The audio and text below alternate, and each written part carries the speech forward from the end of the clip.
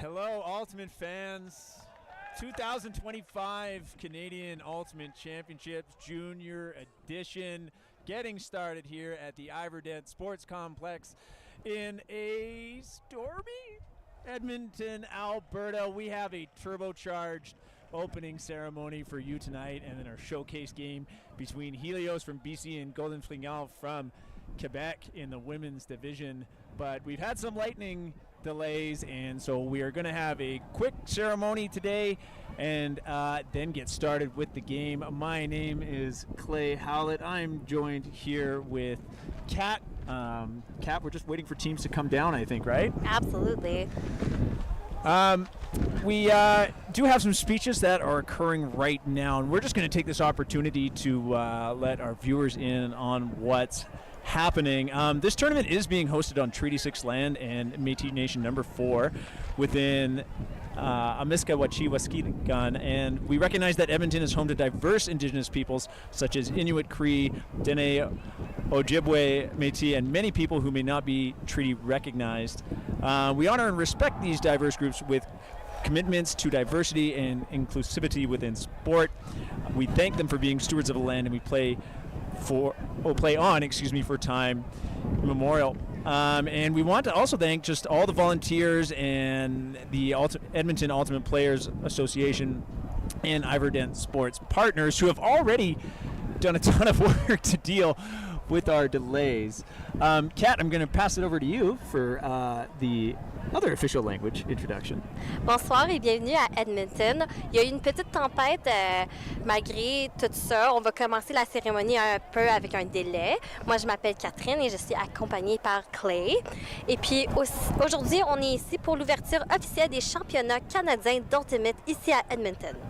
Donc, nous tenons à souligner que notre tournoi se déroule sur le territoire du traité numéro 6 et de la nation métisse numéro 4, Amiskwaciwâskahikan. Nous reconnaissons que Edmonton est le foyer de divers peuples autochtones tels que les Inuits, les Cris, les Dene et les Ojibwe, et les Métis et de nombreux autres peuples qui ne sont peut-être pas reconnus par les traités. Nous honorons et respectons ces divers groupes et nous engageons à promouvoir la diversité et l'inclusion dans les sports. Nous sommes reconnaissants de pouvoir être les gardiens de la terre sur laquelle nous jouons depuis le début du temps. Nous tenons à remercier tous les joueurs, entraîneurs et parents d'être venus à Edmonton pour participer à ce tournoi national. Nous souhaitons également exprimer notre reconnaissance à tous nos bénévoles et organisateurs, l'Association des joueurs de l'Ultimate Edmonton, aux partenaires du parc sportif Iverden, au comité d'Explore Edmonton et à Ultimate Canada pour le soutien de s'assurer que ce tournoi soit possible. Maintenant, nous aimerions souhaiter la bienvenue à toutes les équipes.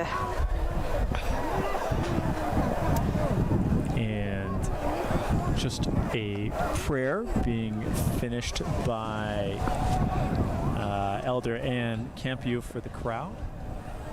And after that, I will believe there will be some continuing welcoming speeches done while teams do their procession in, part of the turbocharged nature. Everything's going to happen at the same time such that our game can start on time. We are going to introduce the teams as they come in, but in the meantime, we are just going to wait for that to happen instead of Kat and I awkwardly here just trying to fill the space Exactly. with us, because we know the viewers love that. So we'll be back with you in a moment.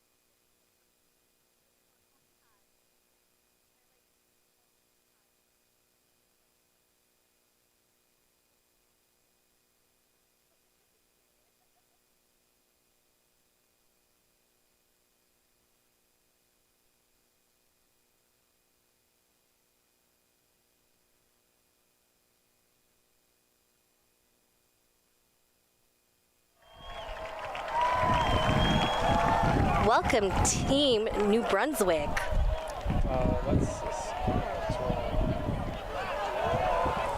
Apologies. Welcome, Team Saskatchewan. I heard New Brunswick too, but that's the Wheaties coming down. Oh, whoops. Yeah, we're loving this. It is in fact Team New Brunswick that is getting us started. Saskatchewan kind of jumping the gun there, but High Tide Open got knocked out in the pre-quarterfinals last year. They were exciting to watch.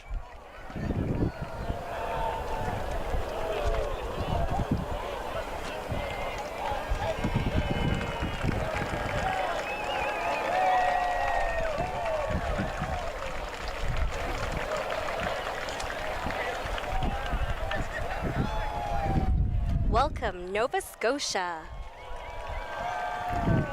The New Scotland Blues rocking a fit of their namesake. Bienvenue, Québec. Quebec with quite a few teams here. Titan, Origine, Seams, Golden Fringants, and Golden. And they've been singing the Olé song for like a half hour. True spirit.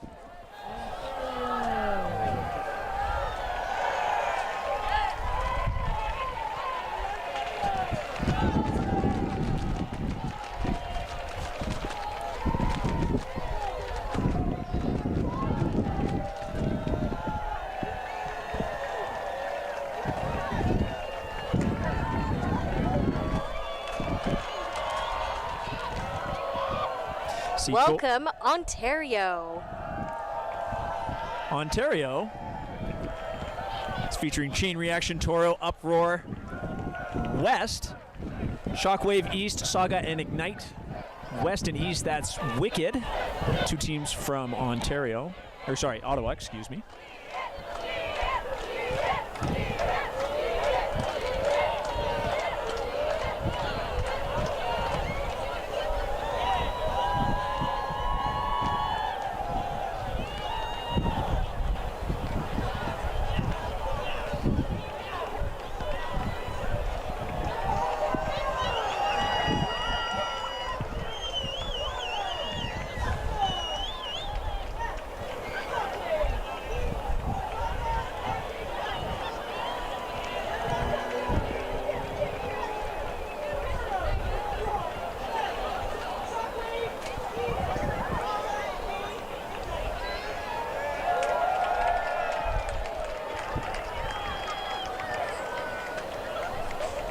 Welcome, Manitoba. Team Manitoba, Ice and Caribou, representing their province.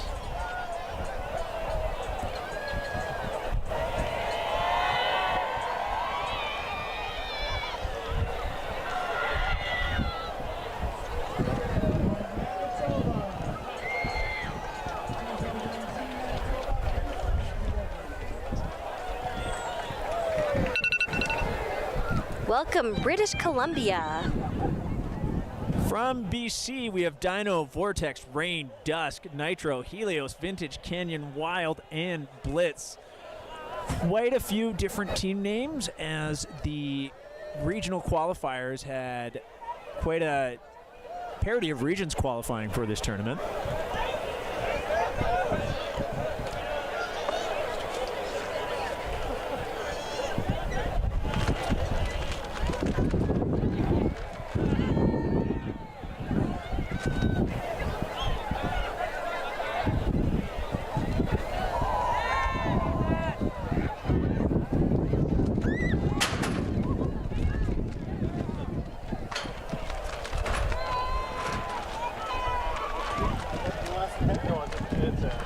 I was just letting it dry.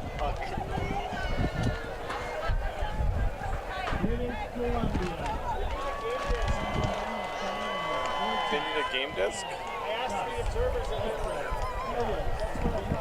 Canyon, Wild,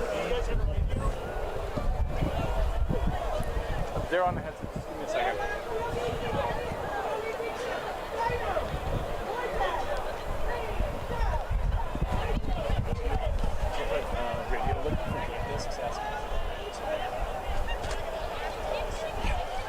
They pointed towards us. I'll call Chris. Excellent.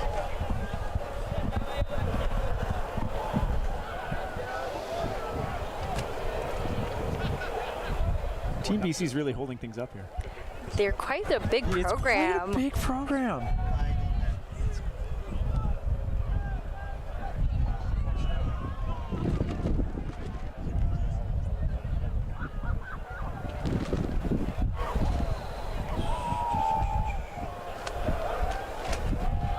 I feel like the two biggest programs I've seen so far has to be BC, Ontario, and Quebec.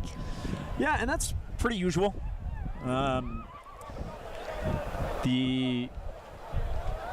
It's always interesting to watch too how these teams, you have a better chance of having more teams qualifying high and earning more bids when you have more teams here. So it is difficult for these smaller provinces to send more teams sometimes, but we are seeing a pretty good representation and return of programs that have been at nationals quite a few times, which is very encouraging. Welcome, Alberta. Cannons from Alberta, who did attend nationals in the last few years.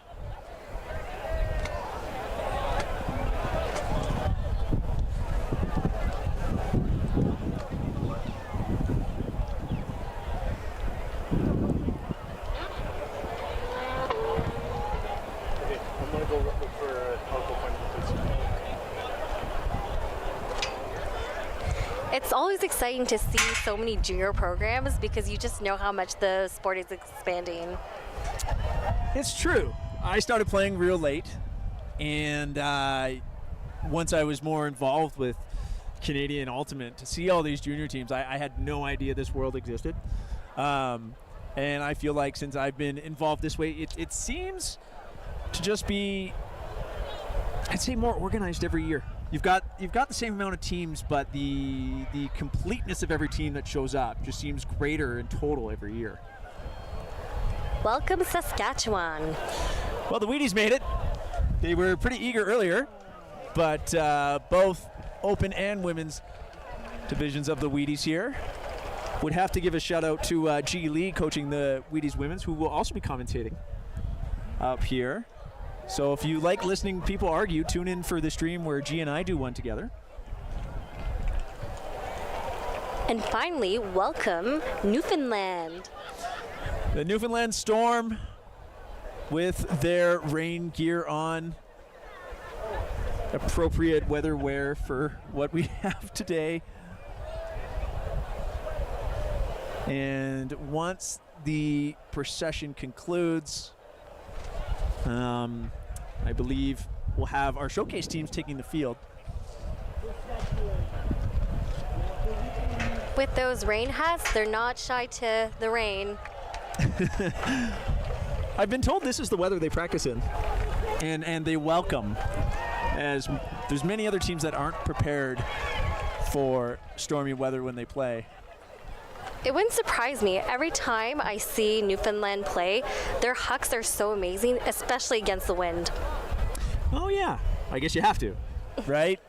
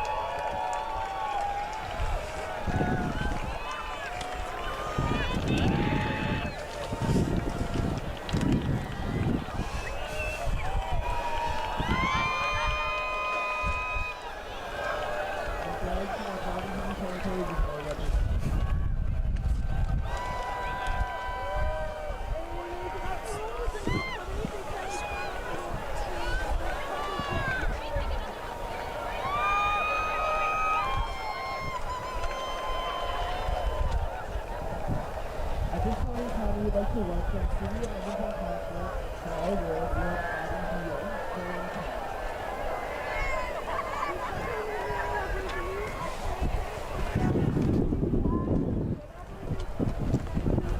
So as the procession finishes, the LOC is just introducing the last few of our dignitaries, and then we'll proceed with the national anthem, if I've got my order right. And after that, teams will, well, Helios is getting set up on our right to your frame. Golden Fringants, sorry. I'm gonna struggle. Is warming up on the left, and I believe we'll get going very quickly. Et Golden Fringants, c'est un mix de juniors de Sherbrooke et Gatineau. And Helios, being from Kamloops, if you're not from BC and you hear a name start with a K and you make the mistake between Kelowna or Kamloops, you might get hurt. So yeah, Helios from Kamloops. Just gonna put that out there right now. But you know, I think it's interesting that we have two teams playing. Kamloops being one where the junior program really took off in the last few years and became kind of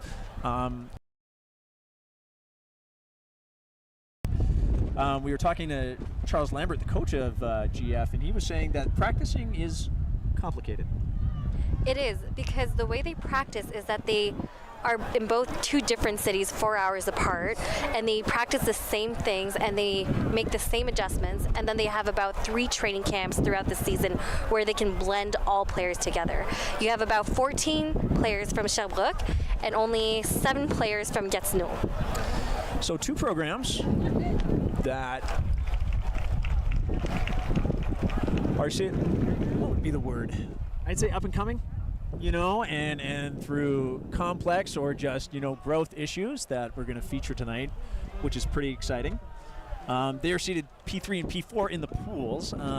Helios took the 6th out of the 8 seeds from BC, while GF, and by the way, they were really nice to me and said I could call them that on the stream. But they took the 3rd out of 5 bids from Quebec. So both teams with some W's already.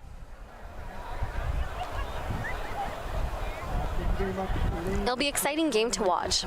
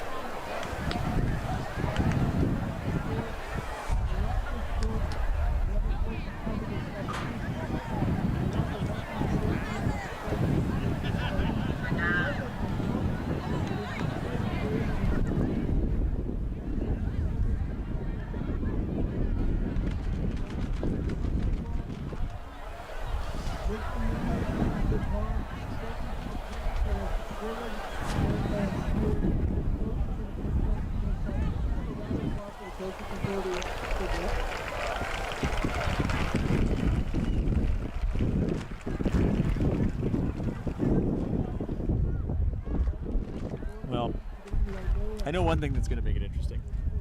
I think our viewers can see the flags, and perhaps you can hear it through our microphones, but the wind has been gusting particularly strong.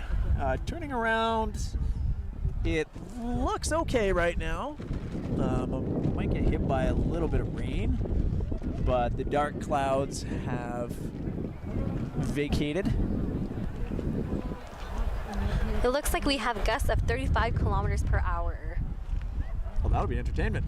Absolutely. And not just in this division. Any ultimate played in that kind of wind, you get a rich amount of second efforts and skies and just really running down plays when the wind takes that disc or having to double back and make that layout for the second grab.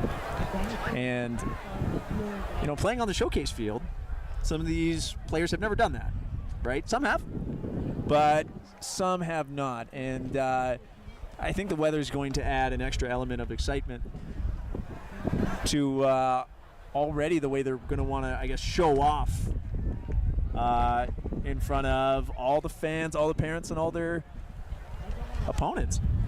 Wise words once said, lots of I.O. in this weather. This is quoted by the coach, Ken Alexander.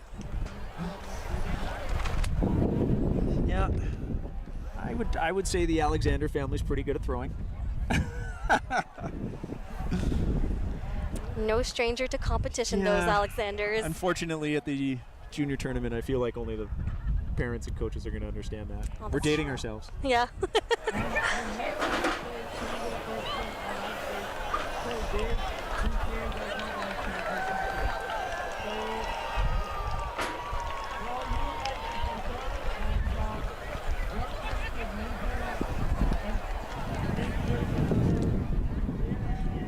It's always fun and exciting to see how teams warm up, because it really is, you're warming up, but also how do you get into a mental game as you're warming up and focusing and just getting yourself prepped as your body, your mental, your physical. Yeah, and going back, I mean, if you had to guess, how many of these players have warmed up in front of 1,000 people before? I think that's what they were saying too. A lot of these kids, this is their very first live stream. So I can imagine sometimes the nerves can appear as well.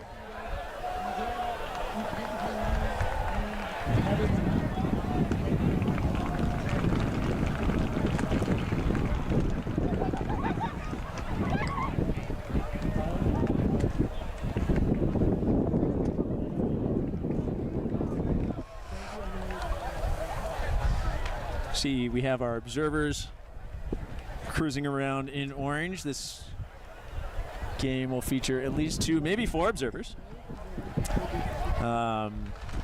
Ken Lang, head observer for this edition of the tournament. And the junior tournament actually has rules that are a little bit different than the senior tournament when it comes to the time cap. The junior tournament will have a soft cap. If that happens, and Kat, you don't know this about me, but some of the number one feedback I've got about being on the mic and streaming is, hey Clay, stop talking about the cap or the wind. So we got the wind out of the way. And what I will say is we will talk about the soft cap should it arise. Sometimes you expect in this sort of weather that to happen because you can get some long points no matter the division. And but what is interesting is that the senior division, which is starting on Thursday, does have a different cap rule where they're hard cap only. But we'll talk about that if we get there. And inclement weather, like I said, we're looking okay. We will hear it, and if you hear it over your feed, the 3 air horns, that's our time to go noise. And should that occur, we will be very rapidly vacating this steel tower we are currently sitting on. So if there's an abrupt cut to this, you can assume the thunderstorms have returned. What are the chances, right when we're about to start the initial opening ceremony, we unfortunately had a bit of lightning? Producer Sarah Eady immediately sneering at us for jinxing and the return of the weather. But we can get it out of the way now, right? Talk about more interesting things when we start the game. One fun thing we have been practicing the last few years is getting the players more involved with live stream as well. So at halftime, we are going to make the attempt with the limited time we have to have a captain from each team join us for a quick interview. So those parents and fans listening from afar, we will be trying to feature them at halftime. So when half starts, stay tuned.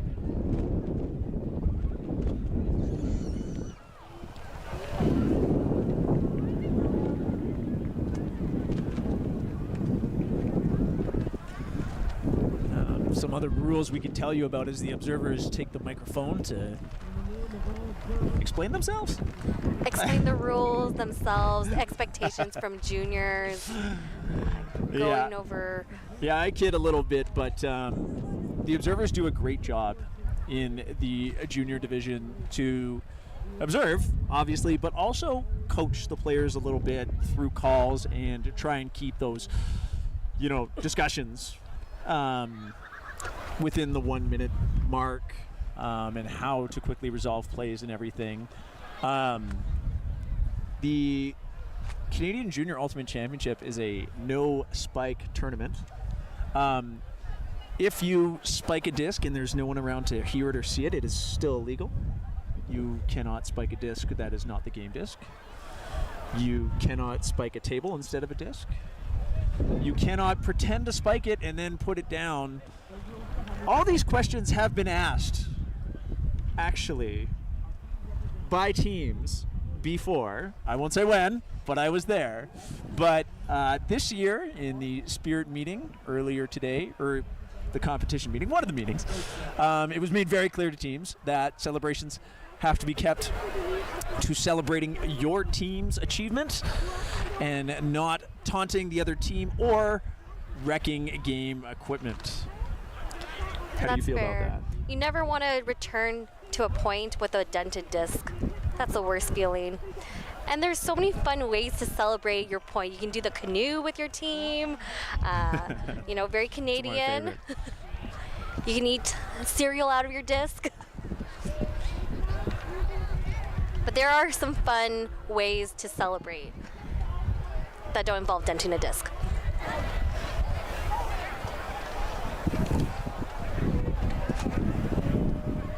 Now we have the Canadian National Anthem.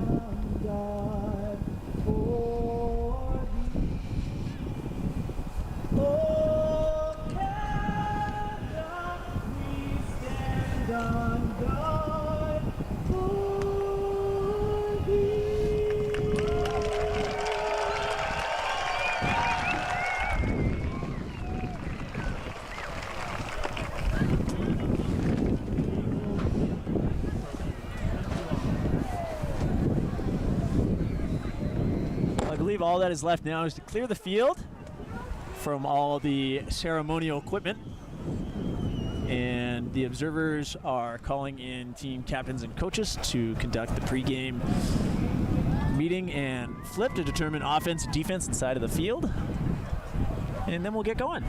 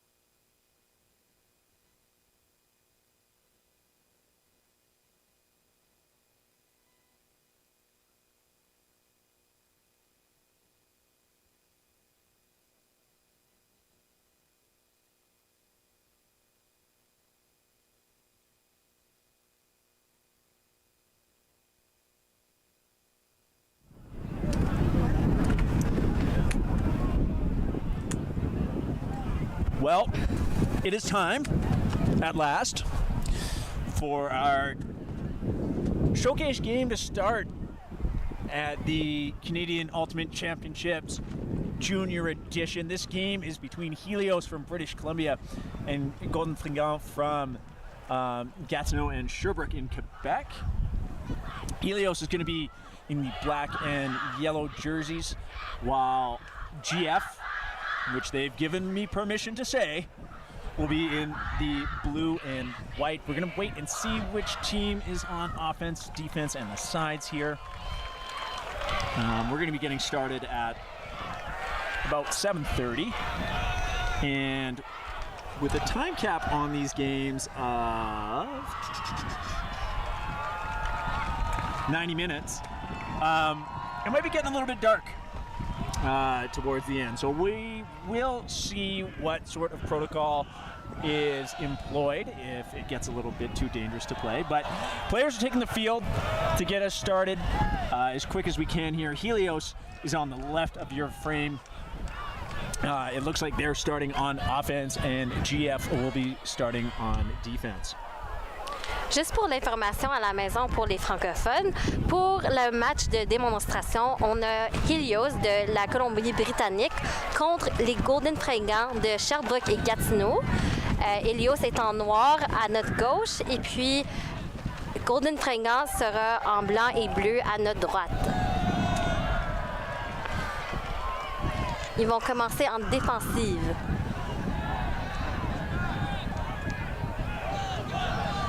So the gusts have seemed to have gone away. I was going to wonder what side of the field was going to be favorable right now and which side you want to start on for the beginning of the game. But I'd say that's not too important right now, but I do believe GF, if they do generate a turnover, will have to score upwind. And we're off, and that pull will land out of bounds into the crowd at about midfield. And it will be Sienna DeBerkler picking up and centering. Helios lining up in a vertical offense. She was about to tap it in on the sideline, but was reminded she could center it. So DeBerkler brings that to the middle. Helios getting organized. And immediately thrown behind Natasha Jones. So GF with an immediate break chance on the first point of the game. That pass too high for number 25. Get you her name in a second. Helios now on the doorstep, getting into their vertical end zone set. But having trouble connecting with their throws. Kat, it could be the jitters. I think so. As we mentioned, this is a lot of their first live stream. And there's so many people in the crowd today. You have the juniors all lined up on the right and all the parents watching as well. So another turnover, and Helios, after a few attempts, is able to get the hold. A dirty hold, as they say, multiple turnovers. So while that was number 25, the Desrousseau's throw was just a little off as the main handler, but sometimes, you know, it's not just the jitters, Kat. I think sometimes it's calibration. You know, we were talking about warm-ups earlier, but you really don't get a sense for some of your throws in different directions in your different end zone set until you've started playing it. Along with the intensity, the adrenaline pumping.